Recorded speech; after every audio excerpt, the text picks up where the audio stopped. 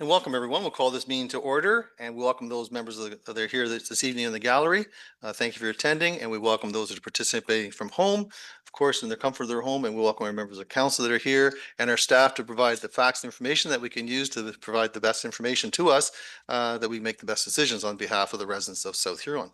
So this meeting called to order, and we'll ask everyone to please rise for O Canada.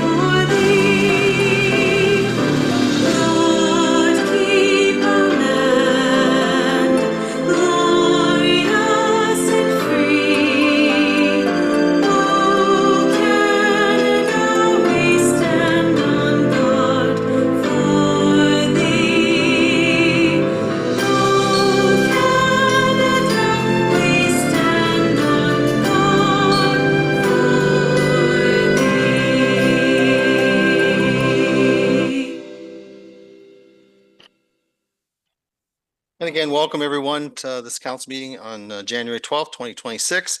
And for those that have cell phones, please ensure they are muted or off, with the exception of our professional volunteer firefighters. They're allowed to leave theirs on. We'll begin our meeting with our land acknowledgement. As we gather, we are reminded that municipality South Huron is situated on Treaty 29 land that is steeped in rich Indigenous history and home to First Nations, Inuit, and Métis people today. And as a community, we have a responsibility to honor and respect this territory's significance for the Indigenous peoples who lived and continue to live upon it, and whose practices and spiritualities were tied to the land and continue to develop in relationship to the territory and its other inhabitants today. In the spirit of reconciliation and truth, we acknowledge the Anishinaabe and the Haudenosaunee peoples on whose traditional territory we are meeting. And thank you for that. We'll move on to item number 2. Ms. Basula Collison. That South Huron Council approves the agenda as presented. And a mover, please. Moved by Councillor Neeb, second by Councillor Dietrich. Any discussion? Call the question. All in favor? Carries with 7. Disclosure of pecuniary interest and the general nature thereof. Are there any disclosures at this time from members of council? And not seeing any, move on to item number 4, and we welcome Colin Carmichael and Robin Glennie to the table here. Welcome, gentlemen. Good to have you here.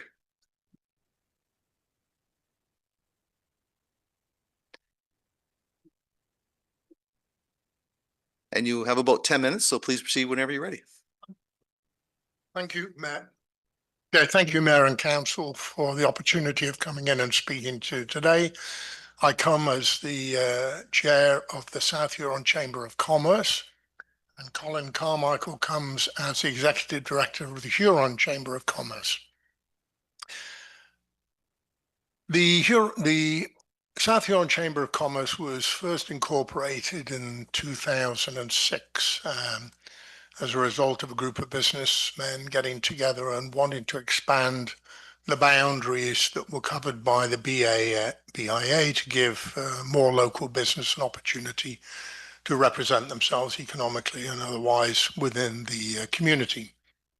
When I joined the chamber, which was in 2014, it was a very active board involving, I think, 10, 11 individuals there from the community, with a representative also from the municipality, and involved in many different activities in the community, from the gala, which we still hold, golf tournaments to raise funds, lunch and learns to educate within the community, food drives, various golf tournaments, home show, Huron Eats and Drinks, until COVID hit. Coming out of COVID has presented the chamber with a lot of difficulties. We lost a number of board members, either through leaving the municipality taking employment somewhere else, retiring, having served many years on the chamber.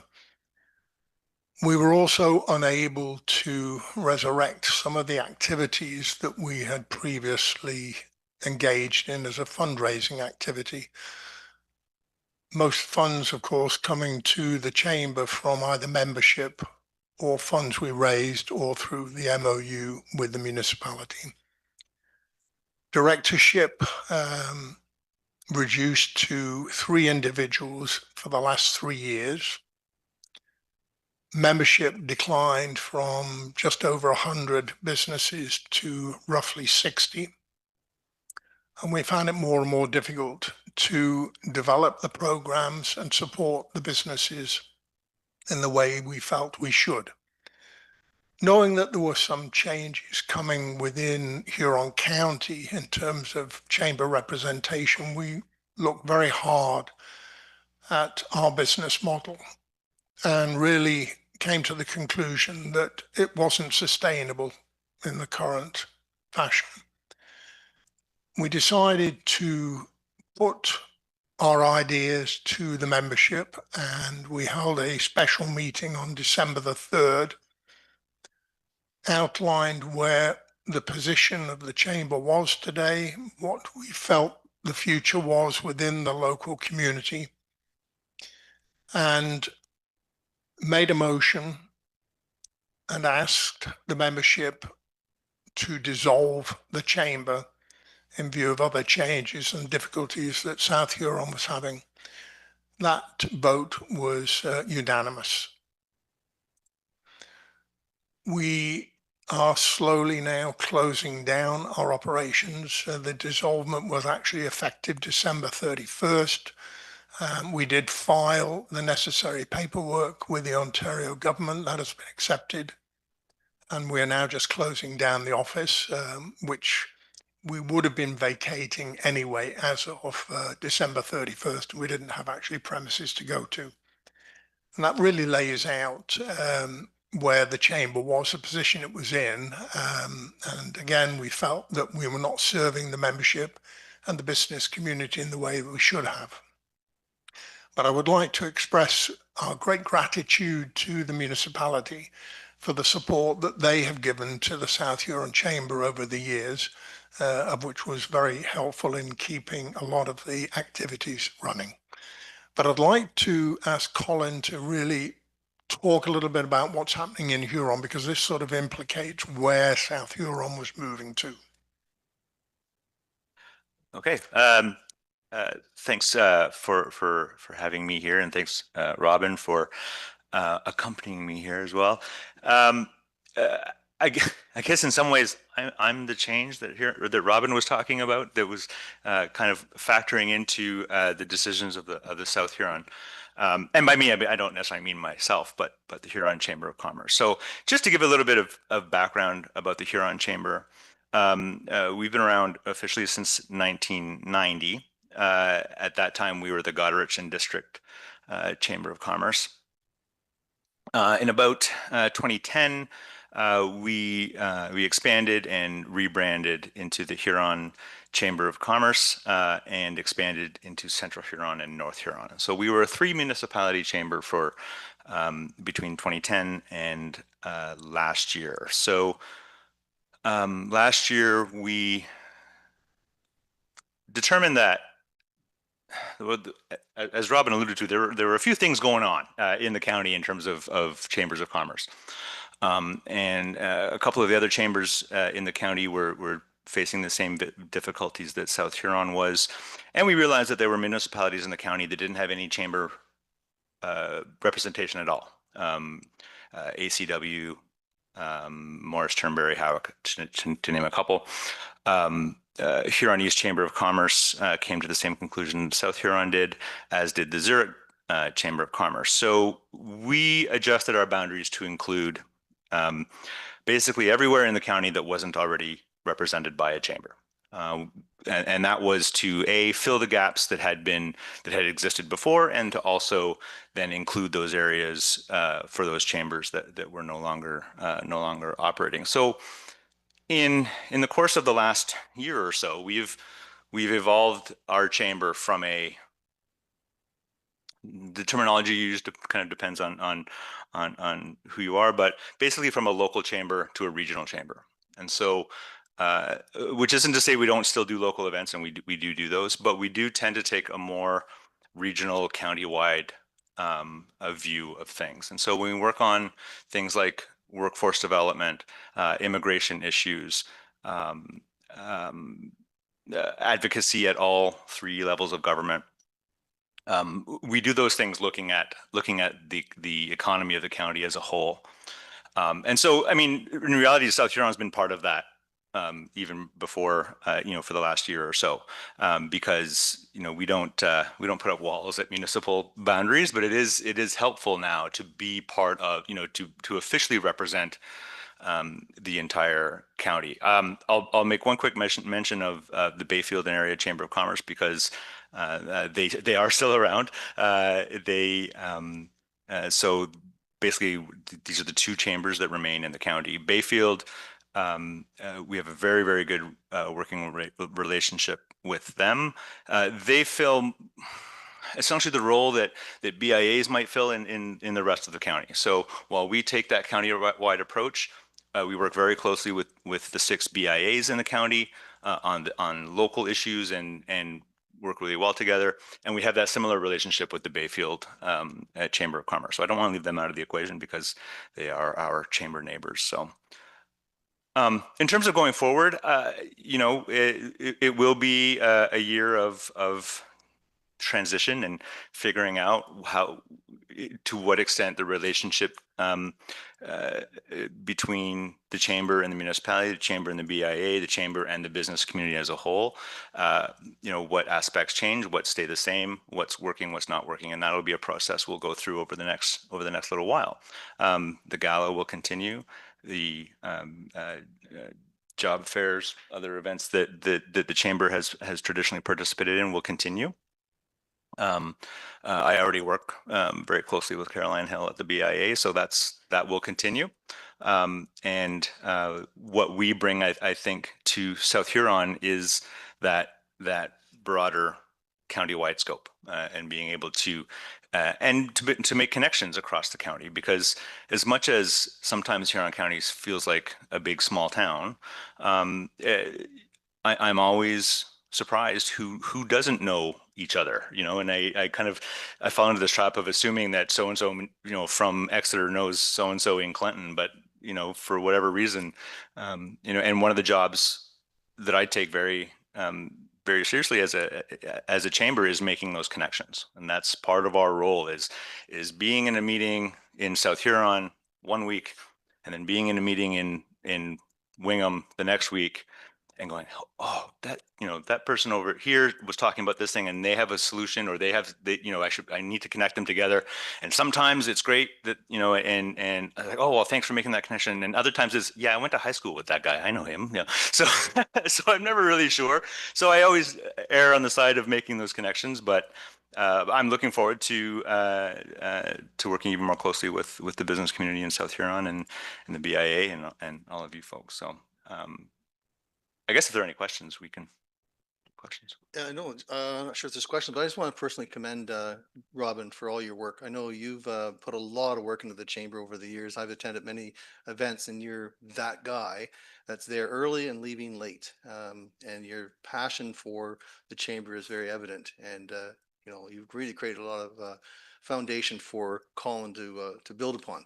So I really want to personally thank you for your efforts and all the efforts that other people that were involved as directors had done also, because 19 and a half years plus almost 20 years, that's a big commitment, and you've done exceptionally well. So on behalf of council and the rest of the community, thank you so much for that. Well, I'd like to thank you for that. And, to reiterate what Colin said, there will be firstly representation from South Huron on the board of directors for the Huron Chamber. Activities that we have done in the past will continue in the market, but what Huron will bring that we weren't able to is the resources to better handle the membership, be better advocates for them. And to Colin, I've worked with you on a few projects already, Yep. and I know we're in good hands. So I'm very confident to see you at the helm with this, and you're going to have great relationship with everyone down here. I think you'll get a lot of support. I have no doubt in my mind that that will happen because we're all in this together. We work as a region, not as an entity on our own. So again, looking forward to working with you further. Are there any questions from members of council on regards to this? Councilor McLeod-Haggett, go ahead, please. Through you, Mayor Finch, not so much a question, just more of, again, like Robin, thank you for the last 2.5 years that I've been part of the South Huron Chamber. And thank you to Teresa Van Ray and Nathan DeBoer. It's difficult getting people around the table. And also to Kim for all of the work that she did, handling the administration stuff on the back end. I know it was a tough decision for you guys to make, but I believe at the end of the day, you guys all have come together and realized that this is a great opportunity for Exeter to grow, South Huron to grow, and to join a great group at with Colin. Thank you. Great. Any other questions, comments at all at this time? Okay, again, thank you very much, gentlemen. Great working with you. Looking forward to working with you some more. Thanks very much. Thank you. Thank you. bet. Ms. Masu Collison. That South Huron Council receives a presentation regarding Huron Chamber of Commerce as presented by Colin Carmichael and Robin Glennie. And a mover, please. Moved by Councillor Oak, seconded by Councillor Neeb. Any discussion? Call the question. All in favor? That carries with 7. Thank you. And on to 5.1, we welcome Michael. So we welcome South Huron Minor Hockey, Michael McClellan. Come on down when you're ready.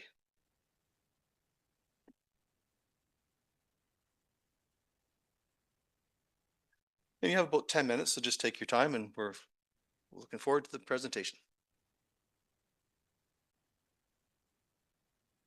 Hey, good evening, Mayor Finch, members of council and staff. Thank you for the opportunity to speak this evening.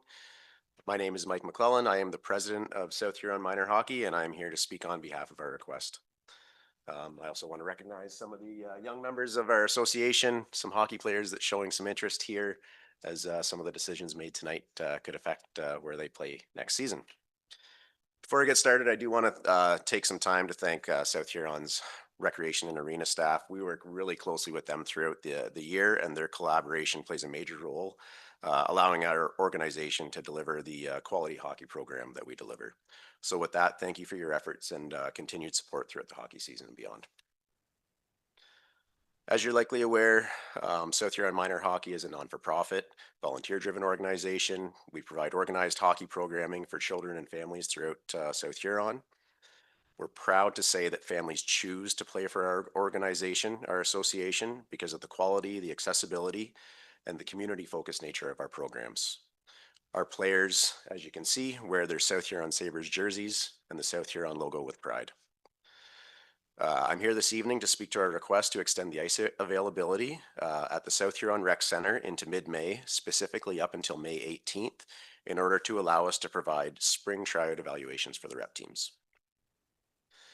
As I mentioned in the letter that I submitted, the Ontario Minor Hockey Association, the OMHA, sets fixed spring evaluation dates. If the associations can't host these evaluations within those windows, they have to delay the evaluations until the fall. From a community perspective, our concern is that this will increase the likelihood that families will look elsewhere for hockey outside of the municipality as they try out in other nearby centers.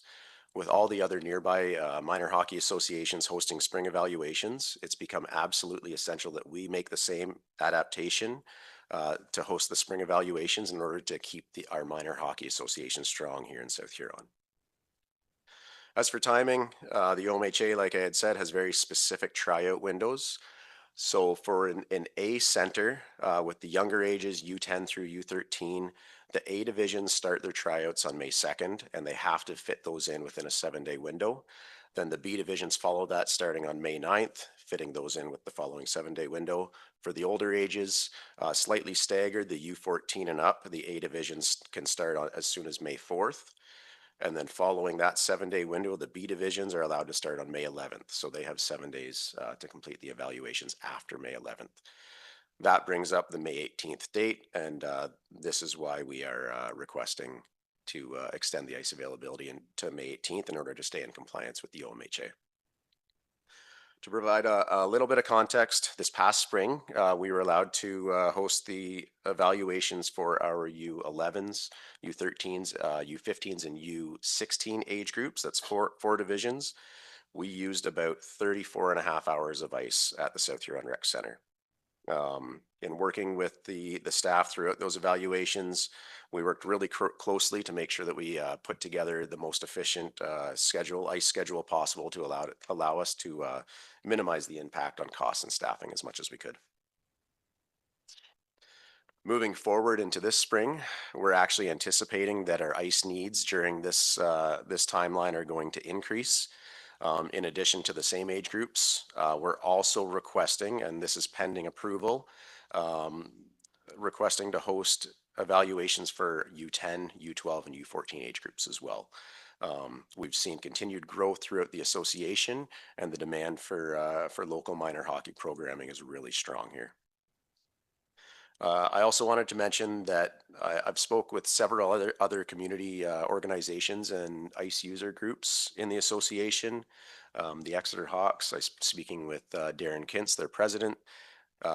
Their team is committed to running their rookie camp in early May, and they've also offered additional support to South Huron Minor Hockey by hosting a skills development camp for our minor hockey players as well during that extended ice session if it's afforded to us. And speaking with Kathy McAway of Power Blades Power Skating, she's also confirmed her support for the extended ice availability and is willing to offer programming during that timeline as needed as well. And then also, in addition to the letter that I submitted a short letter from the Exeter Skating Club. They confirmed that they would be able to use up to 4 hours of ice per week during that additional ice time as well. So hopefully that provides a little bit of extra comfort level that there's demand across multiple user groups throughout the municipality to use this ice if it's extended. With that being said, we do understand that maintaining the ice beyond the regular season, what you're used to, comes with staffing, operational cost considerations. We worked really well with the staff this past spring, and we're fully committed to working closely with them again to ensure we schedule our evaluations in the most efficient manner possible, to be respectful of costs and staffing capacity.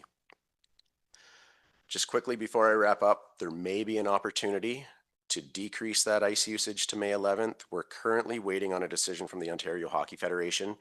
South Huron has applied to be designated as an A center. So if we are approved, our spring requirement could be shortened until May 11th. That being said, that decision isn't expected until later this month. So with the timing of this decision, we're still going to request the extension until May 18th, but as soon as we do have a decision from the OHF, we will advise the arena staff accordingly. With that, I just want to say I appreciate your time, your consideration.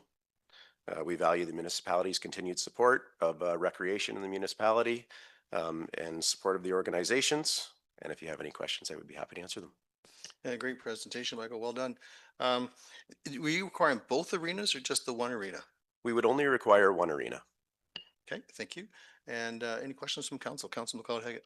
Yeah, through you, Mayor Finch. How many kids are registered for South Huron Hockey? We have just over 500 members.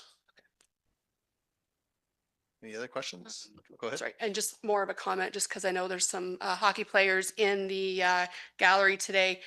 Social media blew up this weekend, Silver Stick, and I believe there was a lot of hardware that was brought back to South Huron from all the different levels of hockey teams. So congratulations to you guys. Great.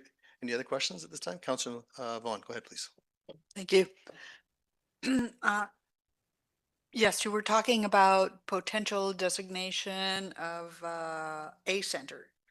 And so I just wondered if you might explain to us, what does that mean? I'm not familiar with that terminology. Yeah, absolutely. So right now, South Huron Minor Hockey is designated as a B hockey center. Looking from quote unquote the top, there's AAA, AA, A. B has a couple of tiers, and then you move into house league or local league as it's called. We're a B center. What we're seeing as because of the changing landscape of minor hockey, there's open borders. Players are allowed to move around wherever they want. They used to be confined to their local center. Now they're able to move. What we're doing is and seeing the growth just locally with minor hockey, we're applying to become an A center so that we can provide the competitive programming, but also still provide the good local league programming as well. Go ahead. Thank you. So does that mean that you would have more members or There's- more local members? Or I think you said something about that might even shorten the season? Did I No, get that right it or wouldn't no? necessarily shorten the season. It would give us an opportunity to grow the association, whether it be, some of it would be organically through growth throughout the municipality, but it provides the opportunity for other players and other associations to try out for our center as well. Thank you. Okay, thank you. Any other questions? Councillor Oak? I'm just wondering if we could suspend procedure here to because of the tight time frame here to get back, maybe to get a staff report to let us know the implications. But just wondering if we could suspend to have a discussion or bring it further. Madam Clerk? Yeah, so through the chair for normal process, usually when a delegation occurs at a council meeting, it's brought back at the next council meeting for council further discussion or direction at that time. Council does have the opportunity to suspend the rules. That would require a 2/3 majority vote. If that's something council's wishing to proceed with. Councillor Oak? I'd like to move that. Thank you. We'll wait for that to be prepared and then ask for a seconder.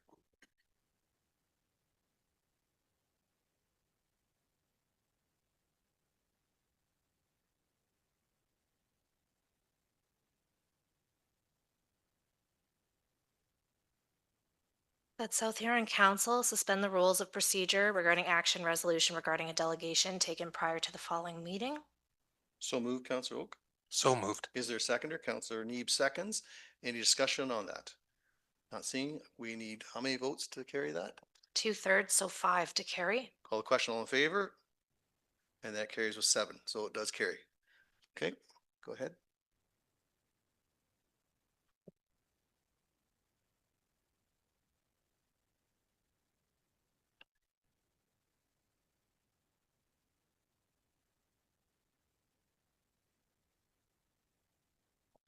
That staff bring a report back regarding the implications of South Huron Minor Hockey Association's request for extension of service at the South Huron Recreation Center for council consideration. So move, Councillor. So moved. Seconder for that, Councillor Neeb. Discussion, go ahead, please.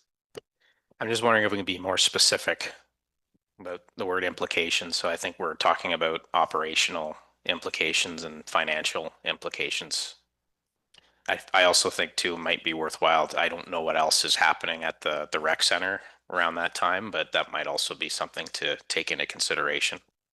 And could perhaps look at both arenas perhaps, if that's something Mr. McClellan would be agreeable to?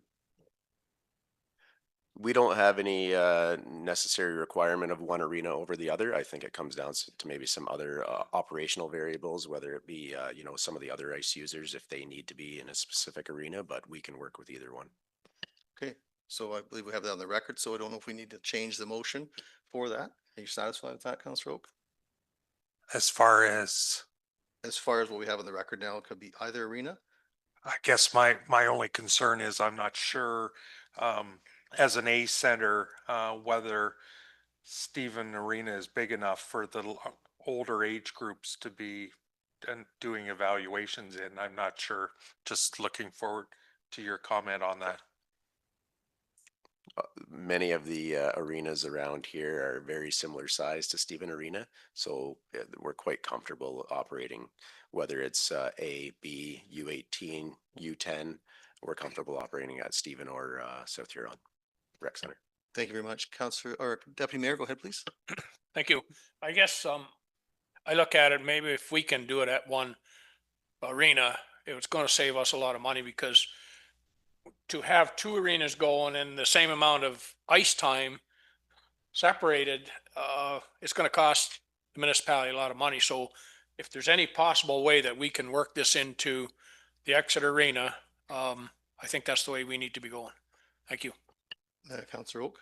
Yeah, I agree. Just because of the user groups in the playoffs, when the Hawks get playing in the playoffs or whatever, the the capacity at Stephen Arena for fans and stuff like that aren't such that that's when everybody comes out, is when the playoffs hit and packs the place. So I don't think Stephen would be sufficient. In the past, we've taken the ice out at the end of March at Stephen for that purpose, sort of thing, to utilize just one facility for cost as well. Okay, thank you. And there could be a discussion about what the other operational needs are. Are there other people looking to rent the ice surface at the South Huron Rec Center? I'm just looking for compromise for everyone. Councillor McLeod-Haggett, you got something? Oh, okay, very. Anyone else have any questions?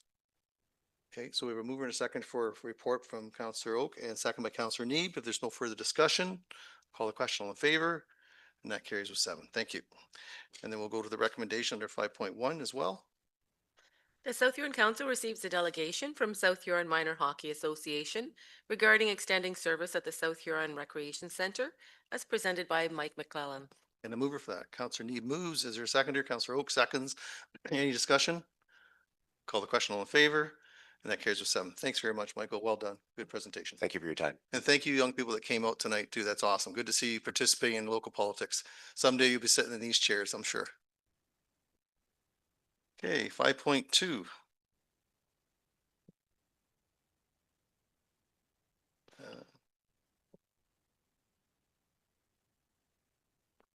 Okay, so Andy, are you online with us? Yes, can you hear me? Yeah, I can hear you. Yep. Perfect, thank you. Ready to go whenever you are. Go ahead. Okay. You Good get about 10 evening, minutes. May. Yeah. Okay. Good evening, Mayor, staff members, and members of council. Thank you, council, for giving me the opportunity to speak on behalf of my proposal. I had originally intended to appear in person tonight, but I am unable due to work travel. However, I prepared a brief letter for your consideration in support of my application, and it is my understanding that you were circulated on it last week. I do want to say I respect the importance of council's role in protecting prime agricultural land. But council, to summarize my letter, this proposal does not harm agriculture, does not create conflict, and achieves the same practical outcome as an additional residential unit already permitted under zoning. The impact of ARU versus severance are almost identical, and if 2 dwellings are allowed on 1 lot, I'm asking for this modest severance. It's a site-specific, low-impact adjustment that respects rural character and municipal resources. I respectfully ask you to approve this application as a balanced, common-sense decision. I wanted to come on tonight to be available for any questions you might have regarding this application or on the material that you were provided. So thank you for your time. Yeah, thanks, Andy. Any questions for Mr. Glavin at all at this time? Deputy, you have something? Go ahead. Yes, I'm looking at this and there is a municipal drain goes through that property that's to be severed. Just wondering if staff has looked at this to see whether there's actually room to build a house and have the septic system and all that on that lot with the municipal drain on it. Does any member of staff wish to respond to that or at this time? Victor, would you be able to?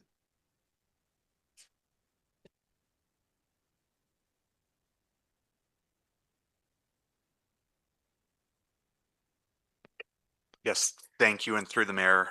The applicants have provided a concept plan showing the municipal drain. It appears that they're meeting their setbacks from the municipal drain for new construction. The details would have to be reviewed at the time of any potential future building permit, but that wasn't raised as a concern by South Huron staff when they provided their comments. Thank you. Any other questions for Mr. Glavin at this time? Councillor Vaughn, go ahead, please. Yes, thank you, Mayor. Mr. Glavin, I'm just wondering if this potential new residents in any way supports any kind of agricultural operations to house workers or for some other agricultural use? It is not, it is simply planning for my family down the road, is how I would answer that. Okay, thank you. Any other questions at all? Councillor Oak? And it might come up at the consent application, but it talked about a well decommission. Is there a well on the parcel to be severed? No, there is not, Ted. No, and No. and so and if there isn't, can there be a well put on that, or does it have to be? Yeah, potentially, I think you could put a well on there. Okay, thank you. Any other questions for Mr. Glavin at this time? Okay, not seeing any. Thanks very much, Andy, for your presentation. We appreciate that, and they'll be taken into consideration later on the agenda. Okay. Thank you, guys. Appreciate Okay. it. Okay, Ms. Masula Carlson? The South Huron Council receives the delegation regarding consent application C62 2025 as presented by Andy Glavin. And a mover, please. Moved by Councillor Neeb, second by Councillor Oak. Any discussion? Call the question, all in favor? And that carries with, how many? 7? Carries with 7. Thank you. No public meeting. Go to 7.1, please. That South Huron Council adopts the minutes of the regular council meeting of December 15th, 2025, and the budget meeting minutes of December 17th, 2025, as printed and circulated. And a mover, please. Moved by Councillor McLeod Haig, second by Councillor Neeb. Any discussion? Call the question, all in favor? And that carries with 7. Thank you. 8, please. That the minutes, agendas, and correspondence of the following committees and/or boards be received as presented to council. Exeter Rodeo Committee, minutes of September 24th, 2025. Huron OPP Detachment Board, minutes and OPP report of September 29th, 2025, and correspondence.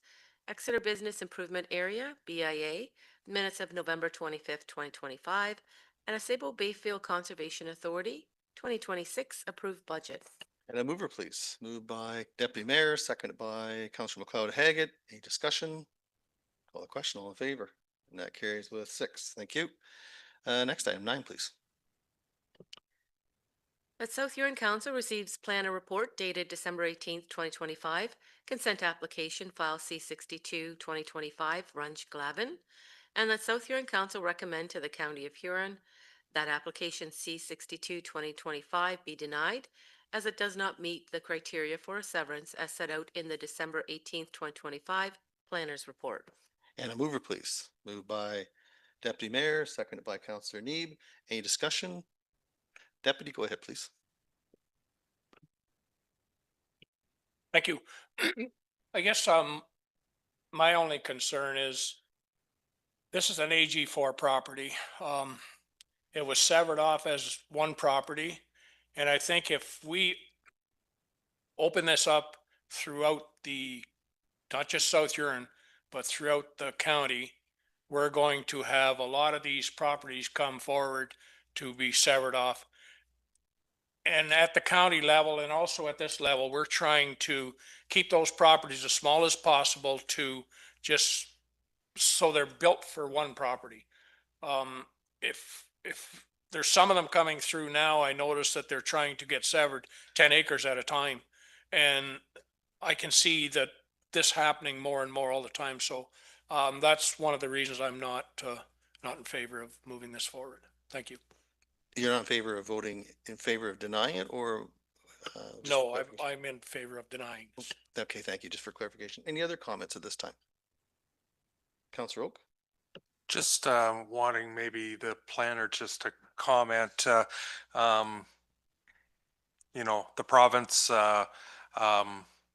province encourages infill and ARUs, and just wanting to get a take on that situation.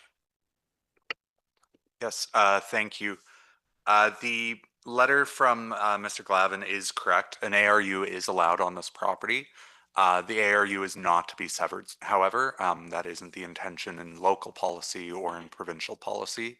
And the provincial direction is clear. This wouldn't be considered an infill proposal.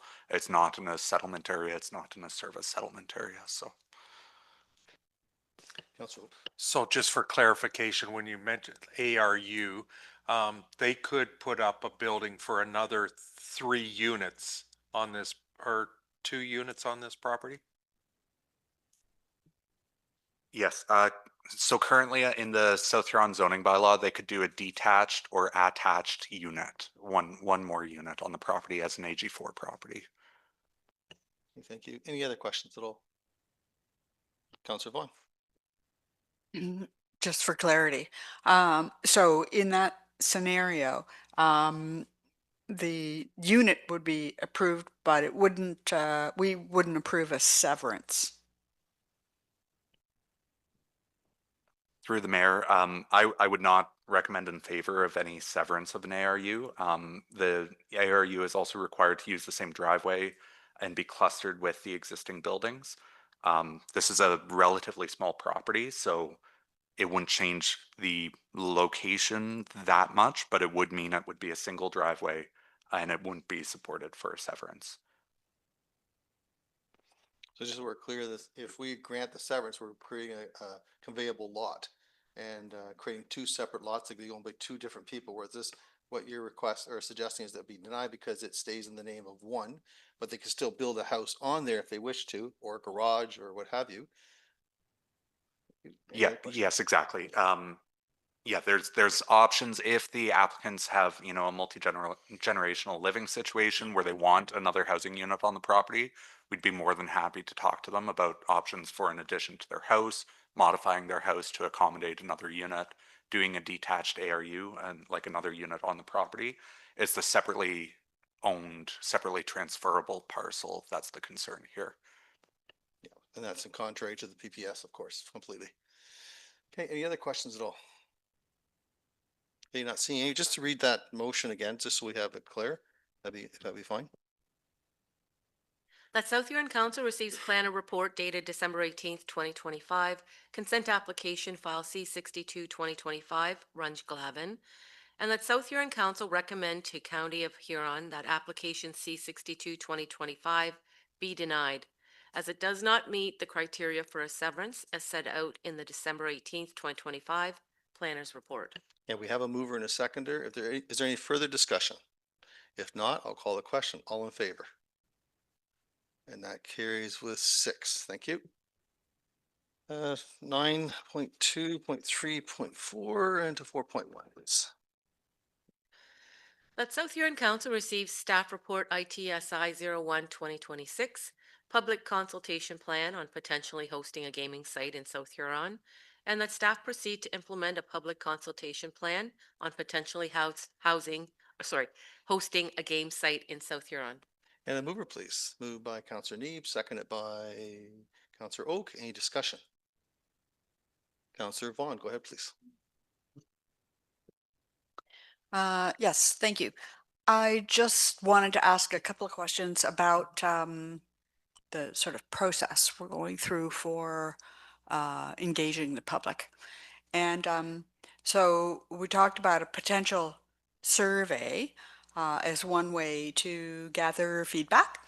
And so I wanted to know from the survey's perspective what the intention is. Are we soliciting feedback from the entire neighborhood or just South Huron residents, or yeah, maybe as a first question? How's that? Mr. Curry, go ahead, please. Through you, Mr. Mayor, and happy to answer the question. Yeah, so this would be a municipal-wide survey. Anyone would be available to provide input on this proposal. Thank you. Follow-up question? Right. So just for clarity, that means that neighboring municipality, i.e. Lambton Shores, that's right next door, would not be encouraged or advised to provide input. This is the very first lot in the boundary of South Huron. Right on the border, absolutely. And so through you, Mr. Mayor, so the intention would be to canvass South Huron residents. This is the landing zone for the proposed site, but certainly incorporate input from neighboring municipalities as well. So how do we do that with our neighbors in good faith? We're still working out the fine details, but they would absolutely have input in their council's response when we consult their council. Okay, thank you. Any further questions? Councillor Vaughn, one more. Go ahead, please. Yeah, just a comment. So that sounds like a no. We're not encouraging the public. Oh, I would. Well, Sir, through Mr. another Curry? council, but not through our own survey. Mr. Curry, could you elaborate maybe a bit more? Sure, Mr. Mayor. And so staff are open to input tonight from council on how we want to roll this out. But the original idea was to open the survey to South Huron residents and then solicit input from neighboring councils on their input, their feedback. Oh, go ahead. Through the mayor, we as well are going to have open houses as well. At least one, and we are in consultation with Lambton Shores to see if there's another one on the list as well. So there will be an opportunity at that point as well. Councillor McLeod Haggett, and then we'll go back to Councillor Vaughn. Go ahead. Through you, Mayor Finch. So if it's a public survey and it's done through like online, then really anybody could fill that out. So there could be where you're gathering information from multiple our surrounding municipalities, which that information could be gathered in a separate report, but kind of combined, essentially. Yes, through you, Mr. Mayor. I see the question now. So when we collect the survey data, we're going to be asking people to identify where they live so that we can see where the information is coming from. So all that will be reported. So yes, anybody can participate, and we will identify in the data where they live so the council can take that into consideration. So I apologize, Councillor Vaughn, I misunderstood your question. The survey will be open to the public, and we're not going to exclude input. We will categorize it so the council can understand where it's coming from and base their decision upon that. Okay, thank you. Any other questions? Councillor Vaughn, follow up? Yes, please. Thank you. Just same kind of thing. Not a lot of detail in this first staff report in terms of when we're having our open house and we're compiling commentary there. I'm not exactly sure how that's going to be treated, or if other freeform type communications that are coming through in letter format, how we might incorporate all of that into buy-in. Yeah, so thank you for the question. So basically, we're staff are proposing a 6-week window so that we have time to have the survey open to the public for any input that people may have. At the same time, we're going to be gathering direct input from certain stakeholder groups, the OPP, Canadian Mental Health. We have a list of stakeholders we're going to contact. And as that comes in, the idea would be to post that to our project page on the site so that it's there to be reviewed by anybody during the consultation period. As well, the thought about having the open house was we're aiming for the March break so that seasonal folks might have a chance to attend in person if they wish. We could, if council would like, also do a virtual session for those who can't physically be on site. Okay, thank you, Mr. Curry. Any other comments, questions? Okay, not seeing any. We have a mover and a seconder. If there's no further discussion, call the question. All in favor? And that carries with 7. Thank you, everyone. 9.4.2, please.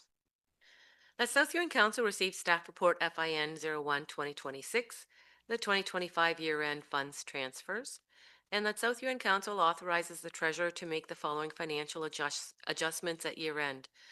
That funds levied through the 2025 capital and operating budgets approved by council, which are not spent as specified in the budget, be transferred to the appropriate reserve. that accounting transfers of any 2025 year-end surplus or deficits in each budgeted department be transferred to or from reserves or reserve funds as part of the treasurer's year-end procedures. That were funds approved in the 2025 budget to be allocated from the reserve fund for projects that were not completed or projects where the cost was below the budgeted amount, that those funds be left in the reserve and not be transferred to the reserve fund. And a mover, please. Moved by Deputy Mayor, seconded by Councillor McLeod Haggett. Any discussion? Call the question. All in favor? That carries with 7. Thank you. 9.4.3. A South Huron Council received staff report CL01 2026 cemetery price list update for columbarium number 4. And that's council approves the amendments to the cemetery price list bylaw as outlined in the report, and that the bylaw be brought back for the required 3 readings. And a mover, please. Moved by Councillor Neeb, seconded by Councillor McLeod Haggett. Any discussion? Councillor Dietrich, go ahead, please. Thanks to the mayor. Will this fee schedule cover half of what's costing us up there at the cemetery? Madam Clerk? Through the chair, so the intent of the cost is to recover funds. 50% of the sale price minus care and maintenance would go into the columbarium replacement reserve.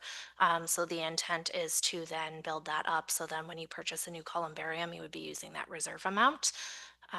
The cost for interments, otherwise the care and maintenance portion of that goes into the care and maintenance fund. And that's to be using the interest off of that to take care of the cemetery in perpetuity is the intent. Okay. Any other questions?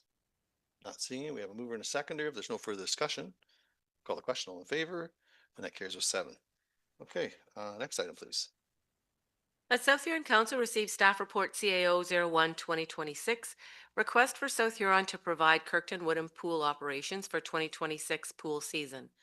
And the council authorized staff to directly operate the Kirkton Woodham pool for the 2026 season. And that pool expenses will be directly billed to and paid by South Huron. And that invoices for reimbursement be submitted to Perth South for their 50% share in pool net operating and capital costs. And that this authorization applies to the 2026 outdoor pool season only, unless extended by council. And a mover, please. Moved by Councillor Oak, seconded by Councillor Neeb. Any discussion? Councillor Neeb, or Steppe, go ahead. Do you want to go? Or, yeah, go ahead, Councillor Neeb. You seconded it, so you actually have preference on that. All good. I can remember during my first term of council that we had a meeting with Perth South about taking on these responsibilities, and I can remember, I think even in the report it talks about it going till much later than right now. And I'm just wondering why, if we're just taking it on for the 2026 season, it seems a lot of inconvenient flipping back and forth. And I'm just wondering what the potential plan is. I know we're meeting with Perth South, but are they planning on taking it on in the following year? Who would like to take that? Through the mayor, the current operating agreement that we have is until, I believe, 2028. Perth South right now has, they did have a recreation coordinator, but no longer have that position. So they've asked us to take it for this year, the 2026 season. And then after that, it will be reassessed. Will it be South Huron? Will it be another provider? At this point, we're not sure, but in 2028, likely we may get back administering, depending on how that agreement comes up. Thank you. Deputy, you had something. Yeah, thank you. I got my question answered. No, thanks. Very well. Any other questions at this time? Okay, not seeing any. We have a mover and a seconder. If there's no further discussion, I'll call the question. All in favor? And that carries a 7. Okay, thank you. Next item, 10, the notice motion, please.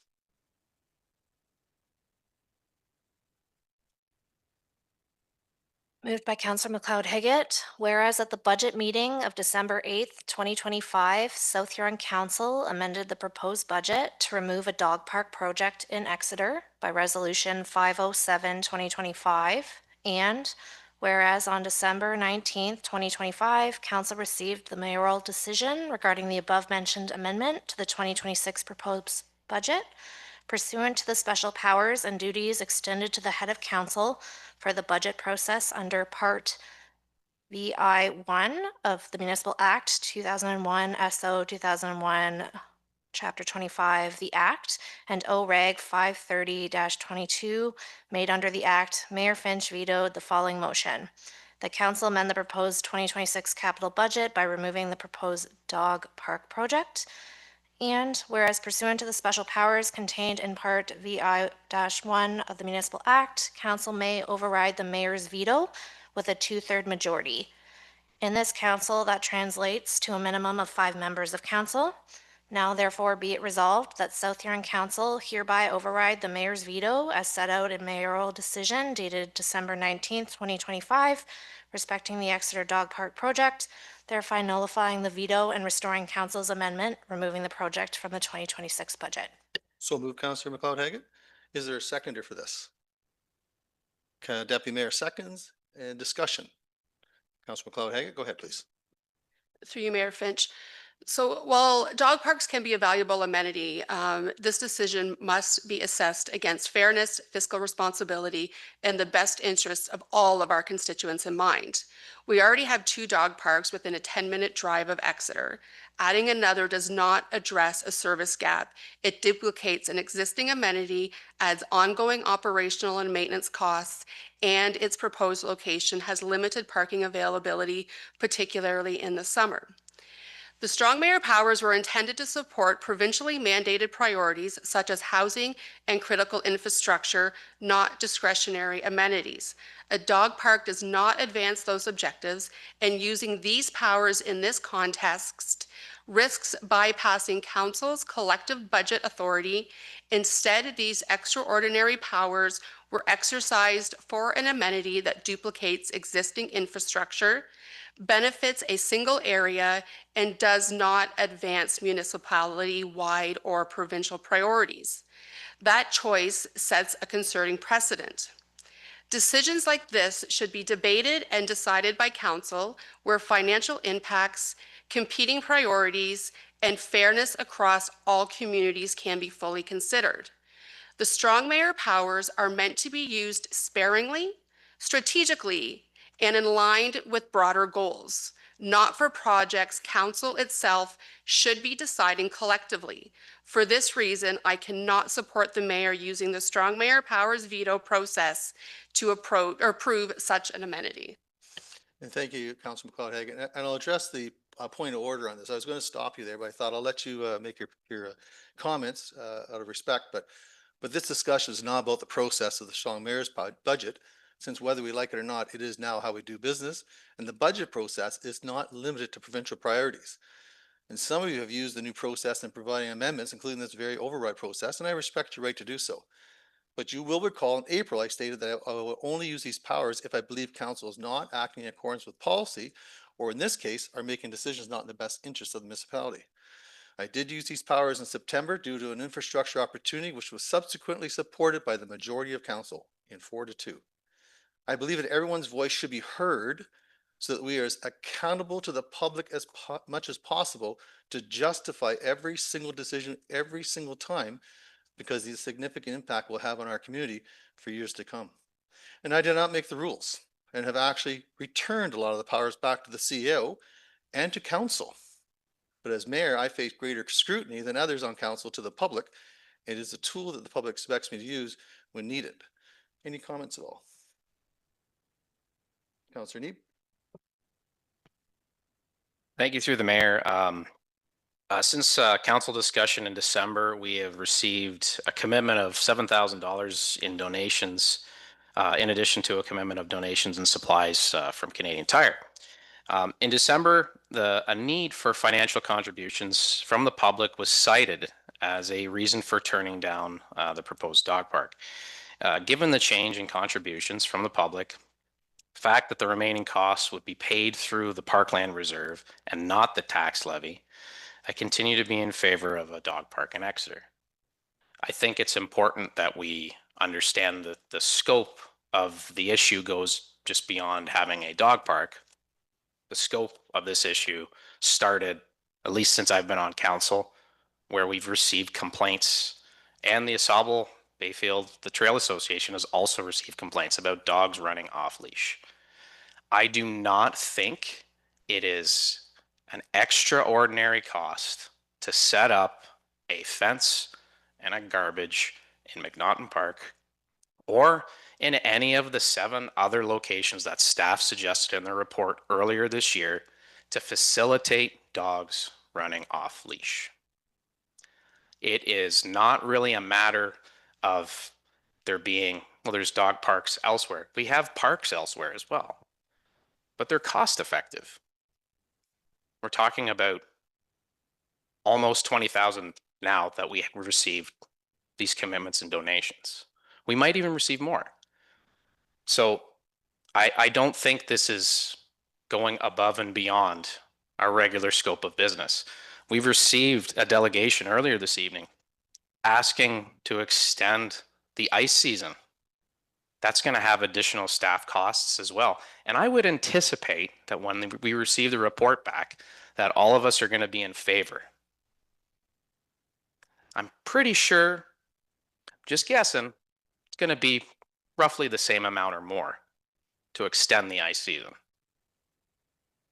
Not to pit those two things against one another, but I do think it's important that we actually discuss where these finances are coming from. Donations and the Parkland Reserve. Any other questions, comments? Councillor O'Quaid, please. Thank you, Mayor. I'd like to speak to this motion. As you know, a delegation was heard by council to consider a dog park in Exeter, and later an informal petition was presented to support the request. Additionally, council's received correspondence from several individuals and businesses expressing their willingness to provide financial support if the dog park moves forward. It is unfortunate that the dog park did not come up in the first 3 budget meetings. At the December 8th budget meeting, I expressed my support for the dog park, but also voiced my concerns about the proposed location in McNaughton Park. This location is less than ideal due to the park's extensive usage by various groups and individuals. With the pool, splash pad, playground, and pavilion already in the park, there are too many non-compatible uses nearby.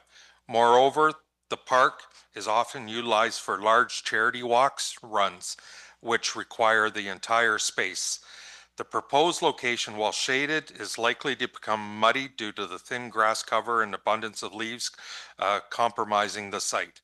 Therefore, I believe it would be more appropriate for staff to move forward with public consultation to gather information on public interest in establishing a dog park in Exeter. This consultation should include preferred locations, possible sponsorships, and financial support. Many of our neighboring municipalities, such as Lambton Shores, North Middlesex, and North Perth, began by asking residents about their interests, preferred locations, and potential donations rather than relying solely on municipal funds. While I appreciate that council has been approached to consider the dog park, I believe we should pursue this request through public consultation, as we have for other amenities, rather than through the Strong Mayor's budget process. I do not agree that we should decide on a dog park with not knowing all the facts. Thank you. Any other comments? Not seeing any. Deputy, we take the chair, please.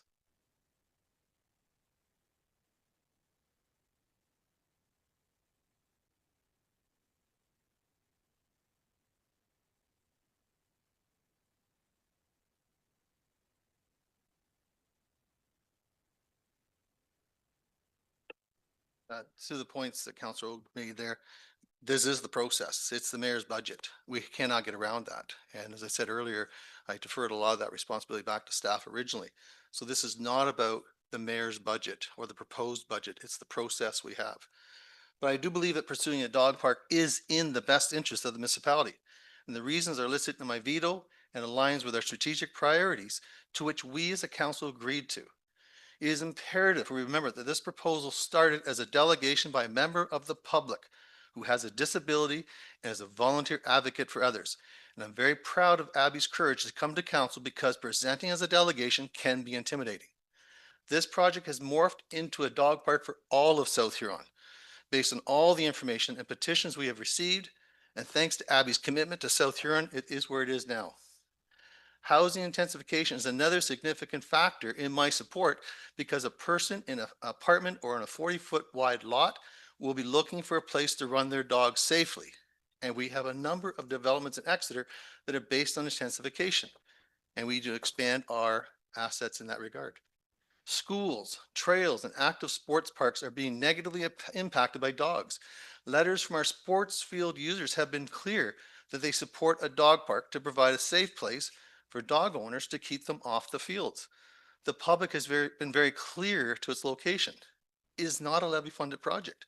It is to be paid for by donations that have already been committed to and by parkland reserves, which is what those funds are for, parkland improvements. Council has been provided with a great opportunity here, thanks to Abby, and I'll commend her again. This is a great opportunity for us that we should not overlook. I've had conversations with dozens of dog owners and non-dog owners who agree with Abby.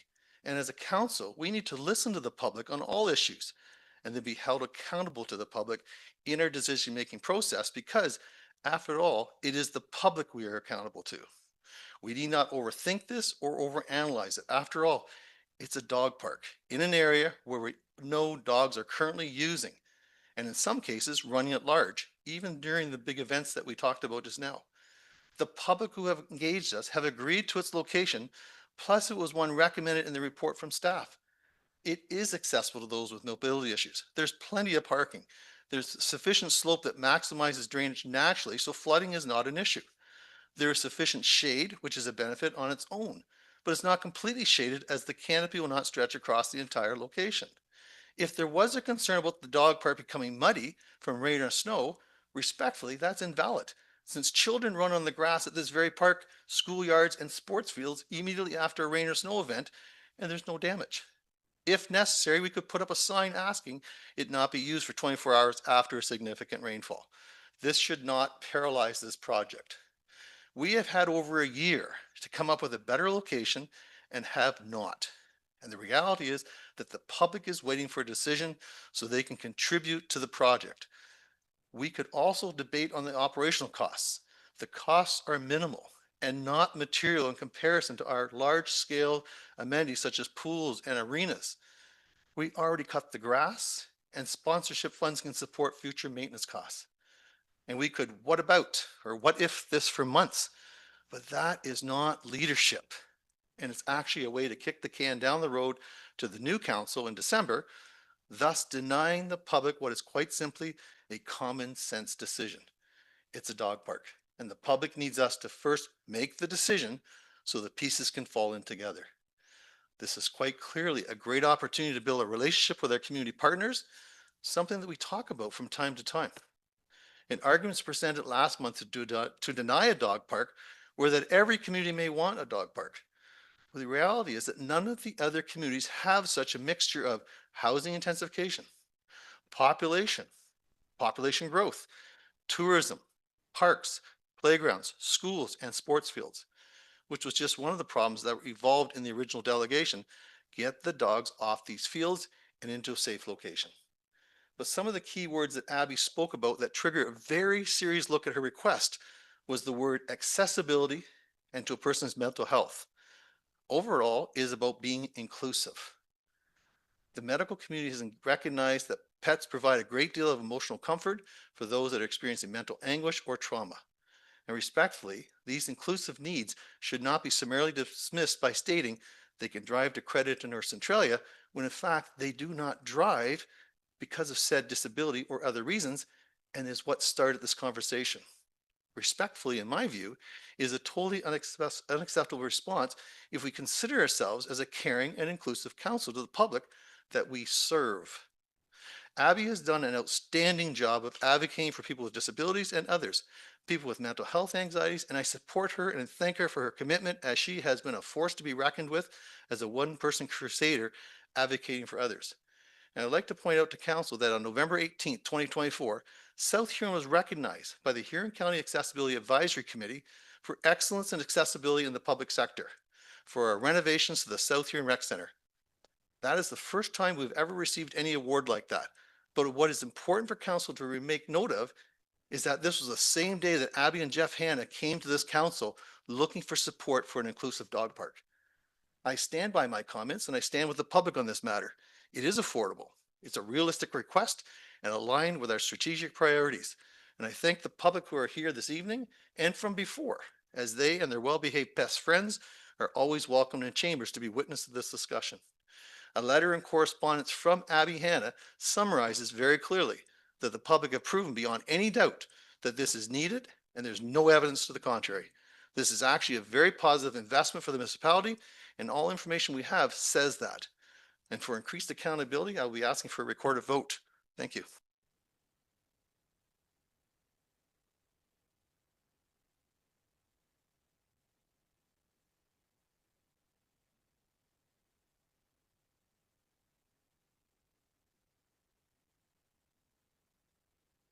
Any other comments at this time? Not seeing, Madam Clerk.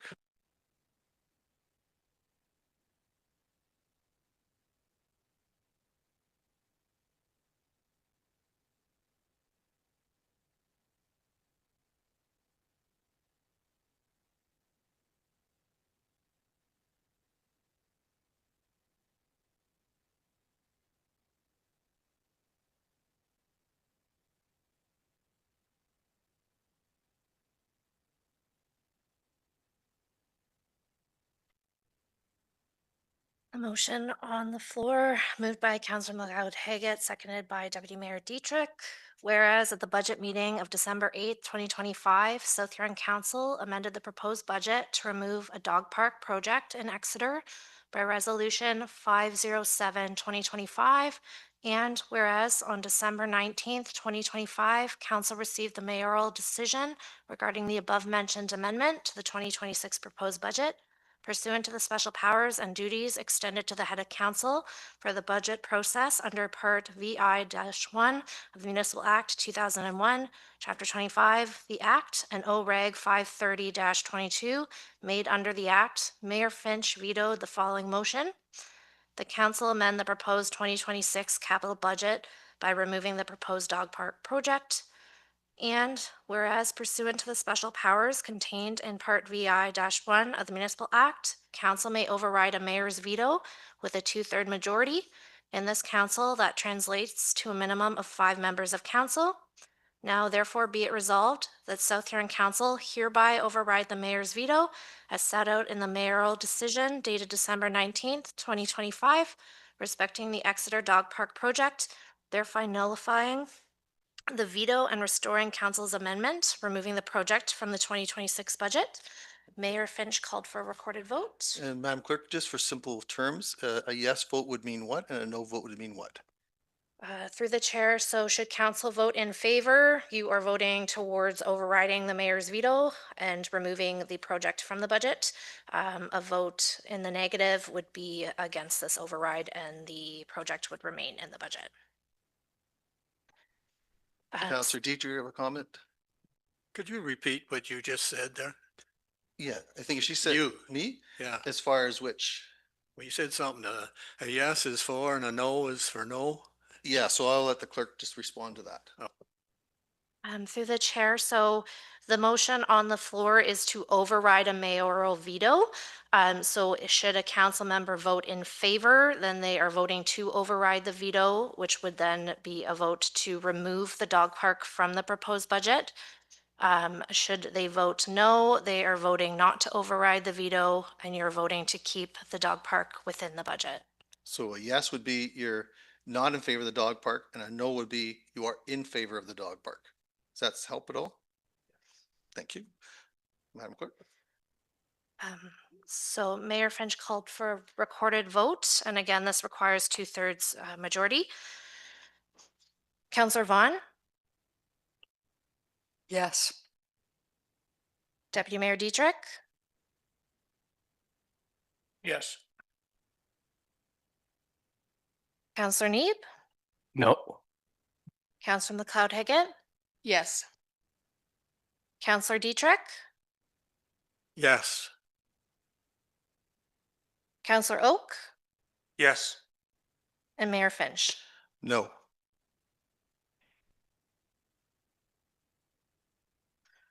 So the vote was 5 in favor, 2 against. That is a 2/3 majority, so the motion passes. Okay, thank you. We'll go on to the next item when we're ready. So just to provide council and members of the public next process, in regards to the budget will be deemed adopted following the expiry of the override period. So the override period expires tomorrow. The budget is then deemed adopted on Wednesday. The final version of the adopted budget will be published to southhuron.ca with a link to same shared on social media. Okay. And just to proceed further under notices of motion. So there is a motion that's been brought forward by Councillor Oak. Whereas at the regular council meeting of January 12th, 2026, a dog park project in Exeter was removed from the 2026 budget. And whereas council has received a petition along with correspondence from members of the public expressing interest for the establishment of a dog park within Exeter. And whereas council has received correspondence from members of the public expressing willingness to provide financial support for the establishment of a dog park in Exeter, along with offers of sponsorship for advertisement signage at same. And whereas a dog park is in alignment with South Huron strategic priorities 2023 through 2026 regarding recreation and community amenities and community safety and well-being, but was not identified as council as a priority. And whereas a location for the dog park has not been identified, now therefore be it resolved that the municipality of South Huron proceed with a public consultation plan to gather information on public interest in establishing a dog park in Exeter, including preferred location, sponsorships, and financial support, and that staff bring a report back following the public consultation period for council consideration. So move, Councillor Oak. So moved. Is there a second for that? Oh, sorry, no seconder this time. Sorry, my apologies. Yeah, so that'll come back to the next council meeting. Thank you. Okay, very well. Yes, there's no other notices of motion I am aware of. Okay, very well. Move on to 11.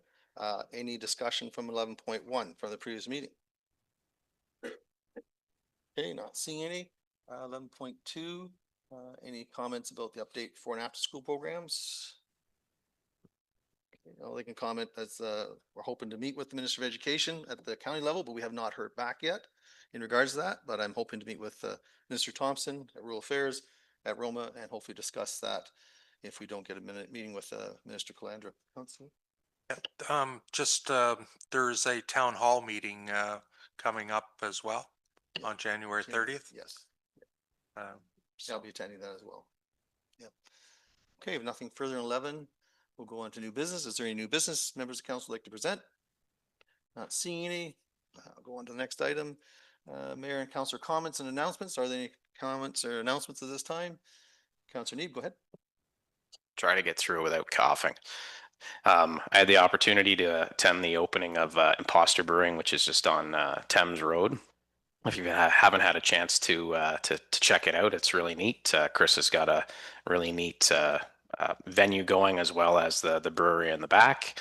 Pinball machines, pool table, as well as there's events going on throughout January and February. So it's really neat to see something like that in South Huron. There's a lot of breweries that have popped up in other parts of the county, but it's nice to see that we have something local. So. Great, thanks for that. Any other comments at this time? Okay, not seeing any. Move on to communications then.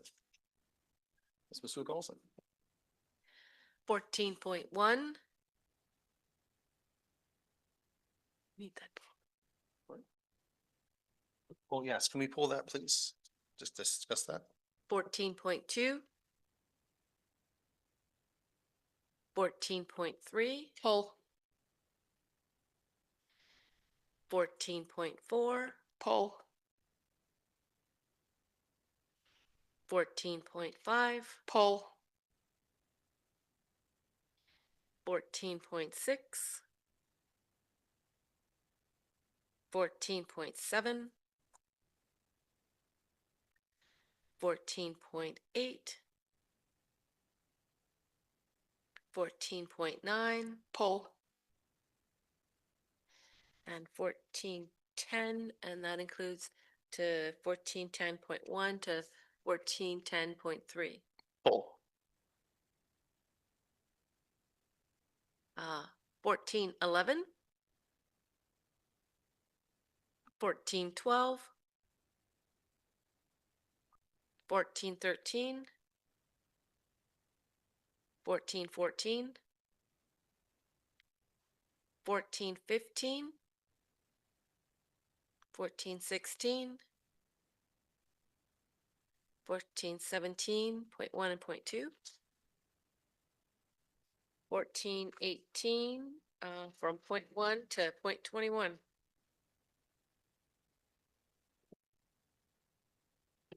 Great, so 14.1, I know we were, some of us are going to AMO and wondering about changing the date from the Sunday to the Saturday instead of the day before. Any comments on that, those that are going, just because the AMO conference starts on the Saturday or the Sunday itself? And comments, are you going, Jim? Anyone having comments at all? I'd like to change it, go ahead. And through the mayor, we need the resolution anyway to book. Go ahead. Councilor Oak. What are you suggesting there, Mayor? So the conference is, actually, I have the clerk respond to it. Through the chair, so the hotels for the conference would be booked for August 16th through 19th, so that's the Sunday through Wednesday. The mayor's proposing that the hotel be booked for the Saturday overnight as well, so the 15th. Comments, anyone? Some of it starts on the Sunday, so we miss part of the conference. That's the problem. So if anyone wants to change that, that's fine. If they don't, comments? I guess my comments like yours, but I didn't really read the agenda yet, so I'm not so sure on Sunday what time it actually does start. But you're looking at 7 hours to get there, and if, you know, by the time you get booked into your rooms, you're correct, Mayor, it's Sunday's pretty well a write-off, but should see the agenda. I Yeah, didn't it's, read I've seen the agenda and what's going on. I think, no, sorry, I haven't seen that agenda, but I know, there's some things happening on the Sunday. So it's up to council if they want to change it just to book a day before for those that are actually going. If not, that's fine. We just need a resolution to establish that who's going and the booking dates. That's all. Up to Councillor Vaughn, go ahead. Yes, I just wanted to make a comment that I think that's booking on Saturday is like a totally appropriate thing to be thinking about because things do happen on the Sunday. And if you're taking the train to Ottawa, you're going to spend an entire day to get there. So Saturday makes a lot of sense. Okay, so would somebody like to make that motion? Councillor Vaughn, you have to make the motion. Saturday to, is it Wednesday or Tuesday? So that would be the 15th through to the 19th would be checkout. So Saturday is the 15th and then Wednesday is the 19th. Okay, so let the clerk prepare that and we'll get a seconder right after that.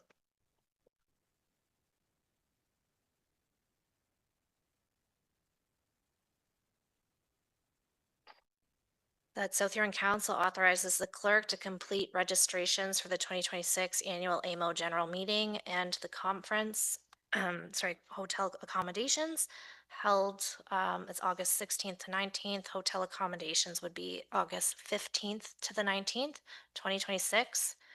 For the following council members, I've got Councillor Oak, Councillor Dietrich, Councillor McLeod-Haggett, Deputy Mayor Dietrich, and Mayor Finch. So moved, Councillor Vaughn? So moved. So moved. And a seconder for that? Deputy seconds that? Any discussion?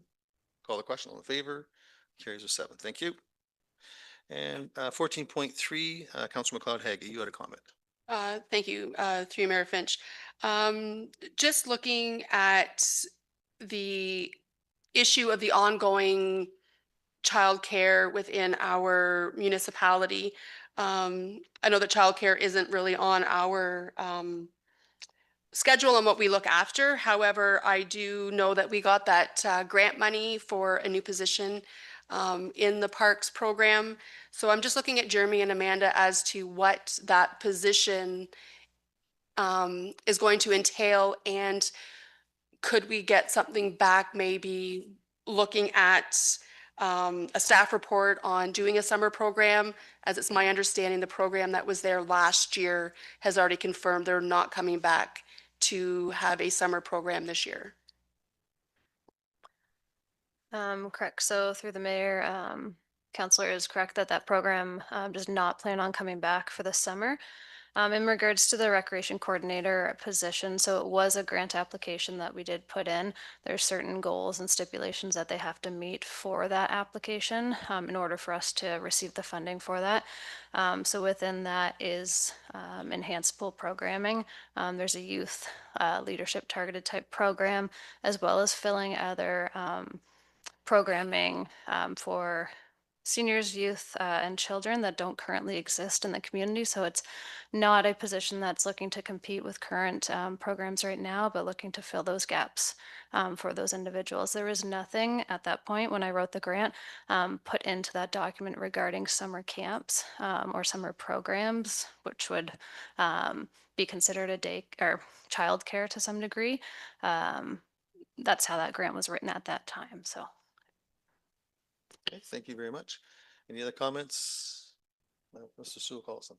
Through the mayor, just for clarification, are we still looking for a report back on that? Well, I guess On is there, what it would look like if it was possible? yeah, like if it was possible through that rec coordinator. Oh, through the mayor. No, not through the rec coordinator, just through Well, just through, operations. I guess, operations to and- see if it was doable, looking at previous year. Well, I know it's been quite some time since we've offered that programming. But we're all about before and after school programming. So I think we need to look on a broader scope of what we can potentially offer in South Huron, given Lambton Shores, Lucan Badolf, Blue Water all have summer programs, and their roster is basically full. As soon as the online registration opens, it fills up quite quickly with waiting lists. So I'm just looking, is there something that we can get back from yous on what that would look like? And through the mayor, staff can certainly bring back a report because this is a service level change. In the past, council has been fairly open on that the municipality supplies the facilities and the community actually does the programs. And that is kind of where the program coordinator that we've got the grant for, that's kind of what she's working on. So it will be, just so that council's aware, that it is a service level change. And if the resolution passes, we will bring back a report. However, it will impact staffing and it will impact operations. Okay. Councilor Oak. Yeah, thank you. And Rebecca, you're correct. Like the last time we offered the programming, I think part of it was the review. Staffing was an issue, coming up with enough staff to run it, because there was times where there was senior staff having to help to have enough coverage for the program. So, yeah, we'll see where we go. Okay, any other comments at all? Okay, not seeing any. Move on to the next item. Sorry, any further? Did you want a resolution of some kind or? Yes, please. Okay, we'll have it prepared.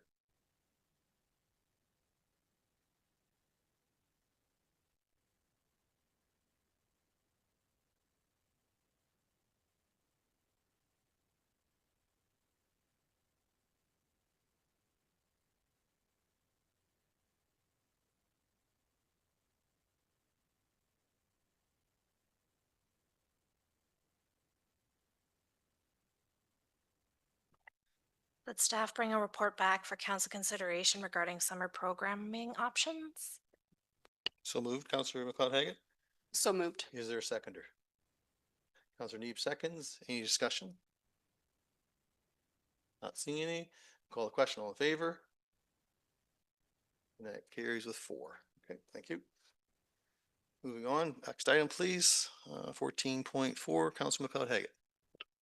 Through you, Mayor Finch. Rebecca, I'm just looking for next steps on where we're at with Mr. Clifford's application. Through the chair, so at the council meeting in December, on December 15th, council deferred any decision or discussion regarding the request for or repealing the designation bylaw to the February 2nd meeting. So that will be brought back at the next meeting. That was to allow time for the owner and the Heritage Advisory Committee to kind of extend and discuss further insurance options. Okay, thank you. Councillor Neeb. I can confirm we've been in contact too with Mr. Clifford about other insurance options, specifically the National Heritage Trust, their organization that specifically insures heritage buildings. So I've put Mr. Clifford into contact with them in hopes that he'll be able to get a quote. So I haven't heard back. It's been maybe a week, 2 weeks, but I'll reach out again and find out whether he was successful. Okay, thank you. Moving on to 14.5, Councillor McLeod-Haggett. Thank you, through you, Mayor Finch. Just wondering if council would approve adding to the task force to our scope with us investigating what is going on with the medical center. Yeah, Councillor Oak, did you not make comment last week or 2 weeks ago about that? Yes, I believe that was coming. I think it's more also the delegation that was had with the $50,000 request as part of HHS delegation to us to see if that would come back to the task force as well to talk further with HHS on that, seeing what our neighboring municipality, Goderich, how their program was structured, just to get more information, and whether that would be something that council would support the task force investigating further. And you're willing to make a resolution, Councillor McLeod-Haggett? Yes, please. Okay, I'll turn to the clerk to prepare that.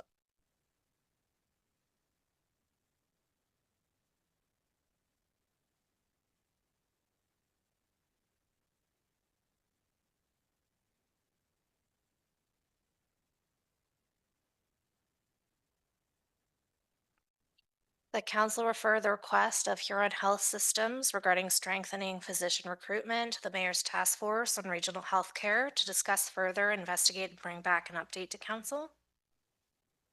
So moved. So moved. Seconder, please.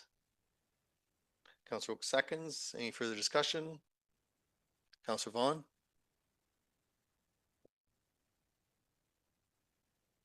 Sorry, I was kind of trying to look up something in a previous meeting.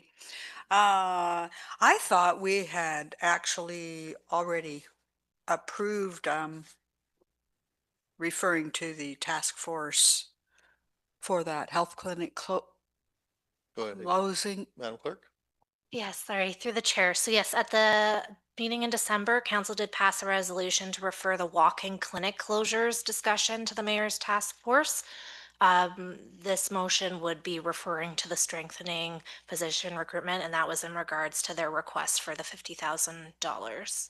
Okay, thank you. Thank you for the clarity. So we have a mover and a seconder. If we could just reread that motion, that'd be great. The council refer the request of Huron Health Systems regarding strengthening physician recruitment.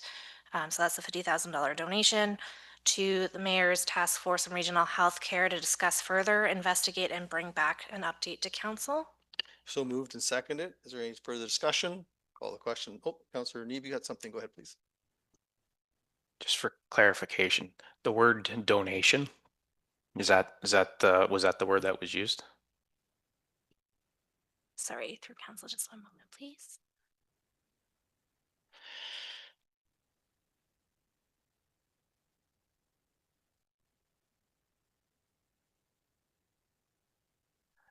Not that there's anything wrong with that, but Sorry, through the chair. So just to clarify, so it was a request for a $50,000 interest-free housing loan program. You okay with that? yep, just checking. No problem. Yep, good question. And Councillor Dietrich, you had something. This 50,000, thanks to the mayor, 50,000 you're talking about, we had a delegation go to AMO there and there was 3 or 4 other municipalities. Are they going to kick into this 50,000 too, or is this just up to us? Who would like to comment on that? Actually, go ahead, Councillor. I guess that's something that we can discuss as part of the discussions at the task force, and just there's nothing in writing right at the moment. It's just exploratory if this motion passes, right?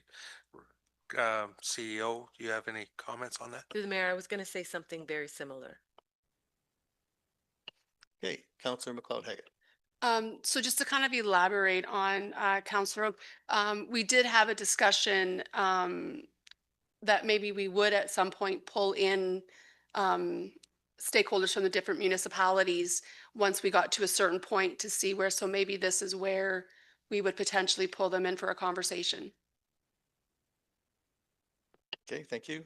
Is there any further questions at all? Any further questions at all? Not seeing any. Call the question. All in favor? That carries with 6. Thank you. Next item would be Councillor McLeod Haggett, 14.9.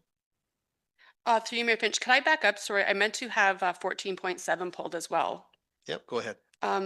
So yeah, so just looking at her correspondence where she has invited us to attend her February 9th, I believe it was, session. I did have further conversations with Rebecca. So I am going to reach out to her a little bit further because I have given her a list of who I thought would be more stakeholders that she could reach out to invite her into this so that it's not looking like we are supporting her business alike. We're supporting the whole thing as a whole.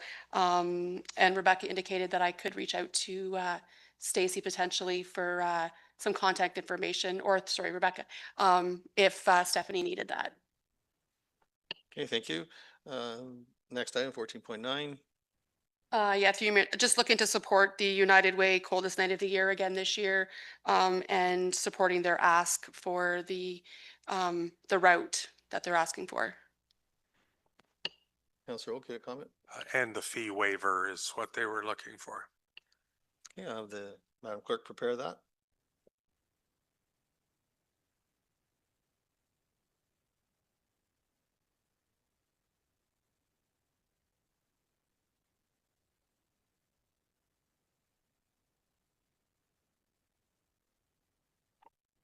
That South Huron Council waive the non-refundable administration fee for the special event permit for the 2026 Coldest Night of the Year walk.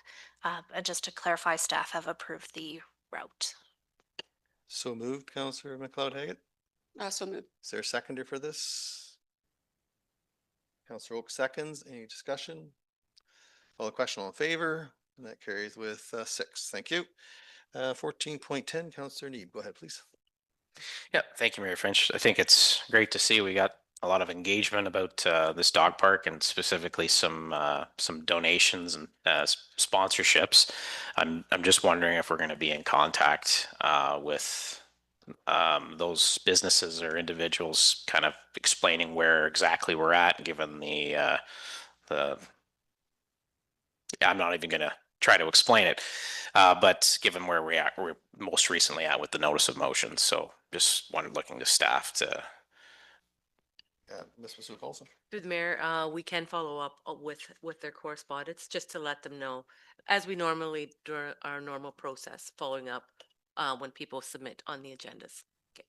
Thanks. Great, thank you. Nobody else asked for anything else to be pulled, I don't believe. Therefore, we go to the recommendation. Let South Huron Council receive communication items not otherwise dealt with. And a mover, please. Deputy Mayor moves, seconded by Councillor McLeod Haggett. Any discussion? Call the question. All in favor? And that carries with 7. Closed session, there is none. 16, report from closed session. No, none are there either. 17.1, please. Let South Huron Council gives first, second, third, and final reading to Bylaw 1, 2026, being a bylaw for municipal borrowing of current expenditures. And a mover, please. Moved by Councillor Need, moves, seconded by Deputy Mayor. Any discussion? Call the question. All in favor? And that carries with 7. 17.2.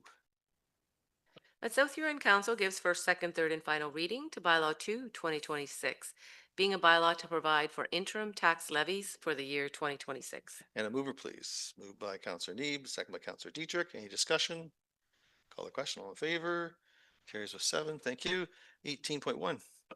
That South Huron Council gives first, second, third, and final reading to Bylaw 3, 2026, being a bylaw to confirm matters addressed at the December 17th budget meeting and the January 12th, 2026 public and regular council meetings. And a mover, please. Counselor Neeb moves, seconded by Counselor Vaughn. Any discussion? Call the question. All in favor? Carries with 7. And 19, please. That South Huron Council hereby adjourns at 7:40 PM to meet again on February 2nd, 2026 at 6 PM or at the call of the chair. Moved by Deputy Mayor, second by Counselor Neeb. No discussion. Call the question. All in favor? Carries with 7. Thank you, everyone, and have a great evening.